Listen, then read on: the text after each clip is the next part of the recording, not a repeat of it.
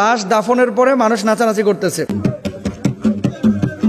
তো নাচানাচি কেন করতেছে? ওরা মূলত তিনটা উদ্দেশ্যে নাচানাচি করে। দেখেন, ইন্দোনেশিয়ার কিছু এলাকা আছে যেখানে লাশ এরা দাফন করে না। এরা কি করে? লাশটাকে সংরক্ষণ করে রাখে মেডিসিন দিয়ে, এবং এই লাশের জন্মদিনও পালন করে, মৃত্যু দিবসও পালন করে। উৎসব কেন্দ্রিক দিনে এদের মুখে আবার খাবারও তুলে দেয়। বিয়ে শাদীর অনুষ্ঠানে এদেরকে নিয়ে নাচানাচিও করে। তো লাশ তো পারে না, ওই হাড্ডি গুড্ডি যেগুলো আছে এটাকেই মনে করেন দাঁড় করায়, কোট পরায়, টুপি পরায়, তারপরে এটাকে হাঁটানোর ভান করে।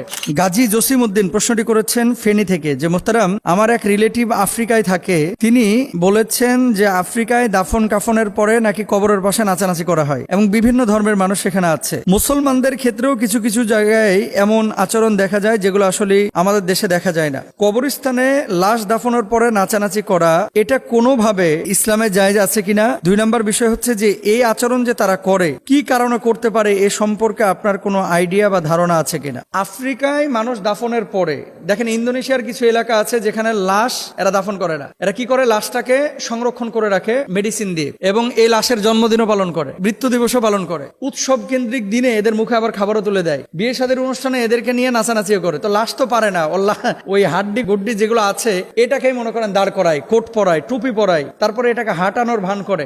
সম্পূর্ণরূপে ইসলামী শরিয়া এগুলো নিষিদ্ধ। ওনার এই আফ্রিকার বিশেষ করে প্রশ্নটি পাওয়ার পরে আমি একটু ঘাটাঘাটি করলাম যে আসলে কি হয়। পরে দেখলাম যে হ্যাঁ, বাংলাদেশে অনেক ব্লগাররাও এটা নিয়ে কাজ করেছে, ওখানে যারা আফ্রিকায় থাকে। এক ভাই দেখলাম যে তিনি প্রতিবেদন করেছেন যে ওখানে লাশ দাফনের পরে মানুষ নাচানাচি করতেছে, খ্রিস্টানরা, ওরা খ্রিস্টান ধর্মের অনুসারী। তো নাচানাচি কেন করতেছে? ওরা মূলত তিনটা উদ্দেশ্যে নাচানাচি করে। 1 নম্বর, কোন বিদায়টাকে, এটা সব সময় তো মানুষকে কষ্ট দেয়। ধরেন আপনি এখান থেকে আমেরিকা চলে যাচ্ছেন, আপনার কষ্ট হচ্ছে না পরিবারের জন্য? আপনি এখান থেকে সৌদি আরব যাচ্ছেন, পরিবারের জন্য কষ্ট হচ্ছে না? পরিবারও কষ্ট পাচ্ছে, আপনি কষ্ট পাচ্ছেন। বিদায়ে একটা বিষণ্ণতা থাকে, একটা কষ্ট থাকে। তো ওরা ওই নাচ গান করে কবরের পাশে মূলত বিদায়টাকে আনন্দের সূচনা করে, বা আনন্দের একটা মাধ্যম তৈরি করে, বা আনন্দের একটা সিচুয়েশন তৈরি করে। কেন?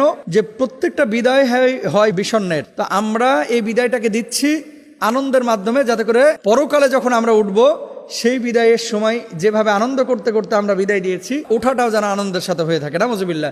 ইসলামী শরিয়ায় এই ধরনের কোনো ভিত্তি নেই। 2 নম্বর, তারা বলে যে এই সমস্ত নাচানাচিগুলো তারা করে যে এখানে প্রেতাত্মা কিছু আছে। ধরেন এক গোরস্থানে অসংখ্য মানুষকে কিন্তু দাফন করা হয়। কেউ কেউ থাকতে পারে যাদের চারিত্রিক অবক্ষয় ঘটেছিল, কেউ থাকতে পারে যে যারা ফাঁস নিয়ে আত্মহত্যা করেছে, কেউ কেউ থাকতে পারে যারা অন্যায়ভাবে নিজেদেরকে শেষ করে দিয়েছে। অথচ ইসলামে এটা হারাম।